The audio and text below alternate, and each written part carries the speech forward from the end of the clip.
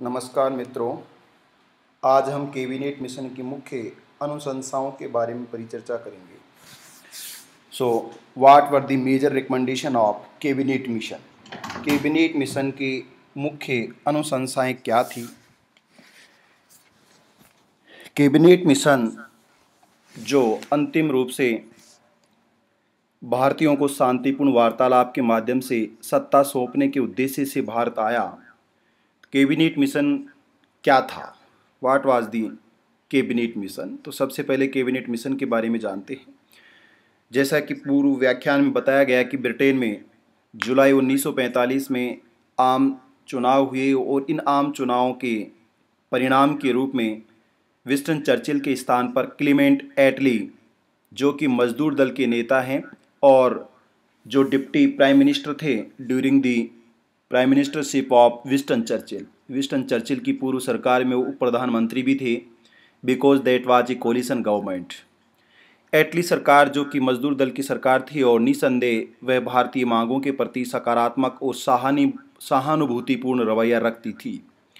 जनवरी 1946 में 3 British cabinet सदस्यों भारत के राज्य सचिव के रूप में मिशन के अध्यक्ष लॉर्ड पैट्रिक लॉरेंस।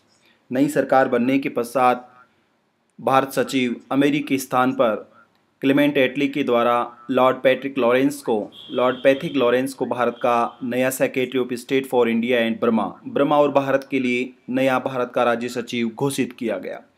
इस मिशन के अध्यक्ष भी लॉर्ड पैट्रिक लॉरेंस थे।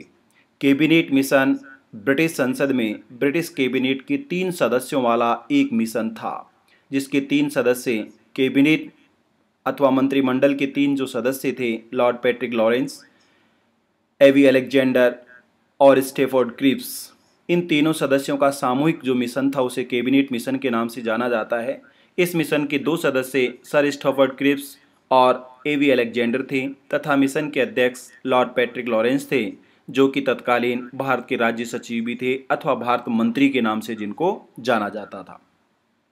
2 अन्य सदस्यों के रूप में एक ब्रिटेन के व्यापार बोर्ड के अध्यक्ष थे सर स्टेफोर्ड क्रिप्स। जैसा कि हम सबको पता है कि क्रिप्स 1942 में वार कैबिनेट की रिकमेंडेशन के पश्चात भारत आए थे और स्टेफोर्ड क्रिप्स का क्रिप्स मिशन था वो असफल हो गया था। स्टेफोर्ड क्रिप्स के अनुभव का लाभ उठाने के लिए एटली सरकार ने फिर से स्टेफोर्ड क्रिप्स को इस मिशन का सदस्य बनाया। इसके अलावा एडमिरल्टी के पहले लॉर्ड एवी अलेक्जेंडर को इस मिशन का दूसरा सदस्य बनाया। यह मिशन हाई पावर्ड मिशन के रूप में था, जो निसंदेह भारत से अंतिम वार्तालाप के रूप में अथवा सत्ता हस्तांतरण के रूप में बातचीत करेगा और हिंदू और मुसलमान अथवा अन्य जो वंचित समूह है और सिख समुदाय, अदर माइनॉरिटीज़ ब्रिटिश इंडिया में संबंध हैं, उन सभी अल्पसंख्यक समुदायों से वार्तालाप करेगा और उनकी संतुष्टि के पश्चात एक सर्वसम्मति वाला निर्णय करेगा। हालांकि ये कहा जा सकता है कि निसंदेह 95% ये मिशन सफल रहा, सिवाय इस बात के कि वह हिंदू और मुसलमान के बीच जो कॉन्फ्लिक्ट था या मुस्लिम लीग और राष्ट्रीय कांग्रेस के बीच जो कॉन्फ्लिक्ट था अथवा मोहम्मद अली जिन्ना, नेहरू, पंडित जवाहरलाल नेहरू, महात्मा गांधी के बीच जो कॉन्फ्लिक्ट था उसको दूर करने में ये सफल नहीं हुआ और इनडायरेक्टली इसने भी ग्रुपिंग के माध्यम से अथवा कंपल्सरी ग्रुपिंग के माध्यम से पाकिस्तान को एक्सेप्टेंस दे दी थी। प्रत्यक्ष रूप से इसने पाकिस्तान को स्वीकार नहीं किया। ये मिशन 23 मार्च 1946 को कराची पहुंचा और 24 मार्च 1946 को दिल्ली पहुंचा। इस मिशन के द्वारा सभी अल्पसंख्यक समुदायों से, उनके प्रतिनिधियों से, लाइक सिखों से, वंचित समूह के प्रतिनिधियों से, मुस्लिम लीग के प्रतिनिधियों से, इंडियन नेशनल कांग्रेस के प्रतिनिधियों से और तमाम उन भारतीय राजनेताओं से, प्रमुख राजनीतिक दलों के लीडर्स से बातचीत की और एक अंतिम निर्णय पर पहुंचा। 16 मई 1946 को इस मिशन के द्वारा अपनी प्रोविजंस को, रिकमेंडेशंस को जारी किया गया, जिसकी मुख्य अनुशंसाएं निम्नलिखित थी। इन्हीं अनुशंसाओं को जून 1946 में मुस्लिम लीग, इंडियन नेशनल कांग्रेस और अन्य राजनीतिक दलों ने स्वीकार किया, जिसके आधार पर जुलाई 1946 में भारत की संविधान सभा के प्रथम निर्वाचन हुए।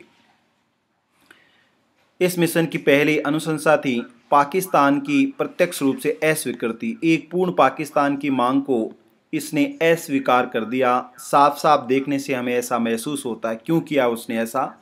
मिशन के अनुसार ऐसा पाकिस्तान यदि बनाया जाता है तो गैर मुस्लिम आबादी जो उत्तर पश्चिमी प्रांत लाइक पंजाब, उत्तर पश्चिमी प्रांत, सिंध और बलूचिस्तान का जो क्षेत्र है उसमें 38% आबादी नॉन मोमडन्स होगी और नॉर्थ ईस्ट बंगाल की जो आबादी है उसमें से 48% आबादी नॉन मोमडन्स की होगी और यह कम्युनल कॉन्फ्लिक्ट का सबसे बड़ा रीजन हो सकता है। इसलिए विभाजन अथवा पाकिस्तान का निर्माण तार्किक नहीं है। इसके साथ साथ सांप्रदायिक आत्मनिर्णय का सिद्धांत हिंदू बहुसंख्यक पश्चिम बंगाल और सिख जो पंजाब के हिंदू प्रभुत्व वाले अंबाला और जालंधर डिवीजन हैं उनको अलग करने का दावा करेगा। और जैसा कि मैंने पूर्व व्याख्यान में बताया कि मास्टर तारा सिंह के द्वारा कहा भी गया कि यदि पाकिस्तान की मांग को स्वीकार कर लिया जाता है तो वे भी एक अलग राज्य की मांग करेंगे और जिसे सिखिस्तान अथवा खालिस्तान के नाम से जाना जाएगा। अगर बंगाल और पंजाब का विभाजन हो गया तो क्षेत्रीय संबंधों में भी विखंडन हो जाएगा, क्योंकि पंजाब और बंगाल का जो रीजनल डिस्टेंस है वह अपने आप में एक विचित्र स्थिति है। लाइक बाद में जब पूर्व पाकिस्तान और पश्चिमी पाकिस्तान बना और पूर्वी पाकिस्तान जो कि आज बांग्लादेश के नाम से जाना जाता है, ये भारत के दो अलग अलग सुदूर या क्षेत्रों में स्थित रीजन थे। विभाजन में आर्थिक और प्रशासनिक समस्याएं तो होंगी ही होंगी। इसके अलावा पाकिस्तान जो पश्चिमी और उसके पूर्वी हिस्से बनेंगे उनमें भी कम्युनिकेशन की सबसे बड़ी प्रॉब्लम होगी। इसी के साथ सेनाओं का विभाजन करना भी किसी खतरे से कम नहीं होगा। इसलिए डायरेक्टली कैबिनेट मिशन ने पाकिस्तान के एक्सेप्टेंस को स्वीकार नहीं किया। यद्यपि ग्रुपिंग में हम इनडायरेक्टली पाकिस्तान के एक्सेप्टेंस को देख सकते हैं जो आगे चलकर विवाद का विषय बना और मोहम्मद अली जिन्ना ने ग्रुपिंग की कंपलसरी को लेकर ये कहा कि ये प्रांत अपनी स्वतंत्र अस्तित्व को बरकरार रख सकते हैं। मौजूदा प्रांतीय विधानसभाओं को 3 खंडों में विभाजित किया गया। खंड ए, बी और सी। खंड ए अथवा सेक्शन ए में 6 हिंद बाहुल्य प्रांतों को रखा गया।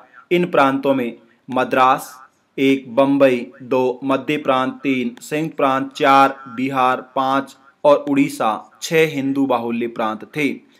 सेक्शन बी और सेक्शन सी दोनों मुस्लिम बाहुल्य प्रांतों से संबंधित थे।